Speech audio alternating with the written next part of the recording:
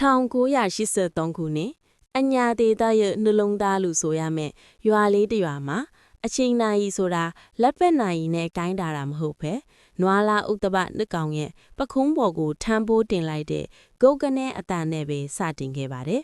။ဦးဘိုနီဟာနေမထွက်ခင်ကတည်းကနိုးနေခဲ့ပြီ။လေထုထဲမှာဖုံနဲ့နဲ့မန်ကြီးရွက်ချုံနဲ့တွေတင်းနေတယ်။သူ့ဇနီးတော်ဖြူကတော့မီးဖို့ချောင်ထဲမှာထင်းမီးနဲ့ထမင်းချက်နေလေကျ။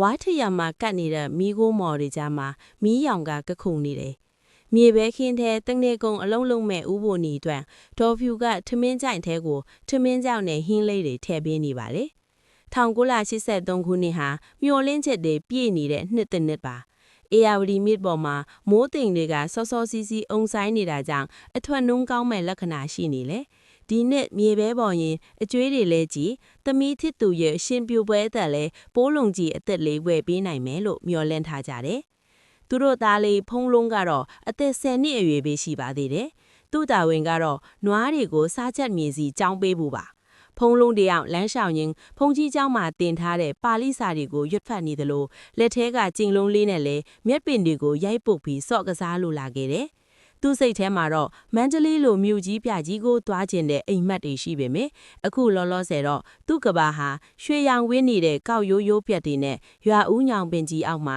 လက်ဖက်ရည်ချမ်းတောက်ရင်ပဲစီချောင်းပြောနေတဲ့လူကြီးတွေပါပဲမွန်းတဲ့ချင်းရောက်လာတော့နေရောင်ကတော်တော်လေးပြင်းလာပြီ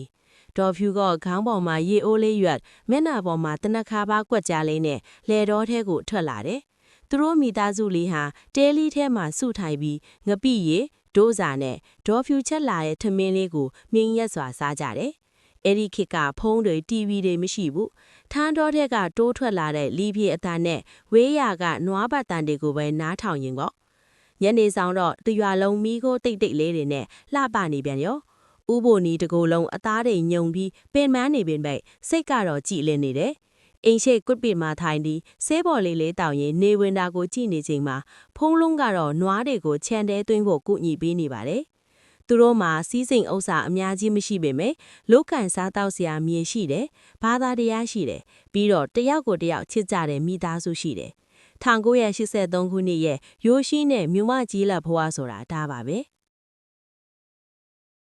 ကြည့်ရှုအားပေးမှုကိုကျေးဇူးတင်ပါတယ်။နောက်ဗီဒီယိုမှာပြန်ဆုံကြမယ်နော်။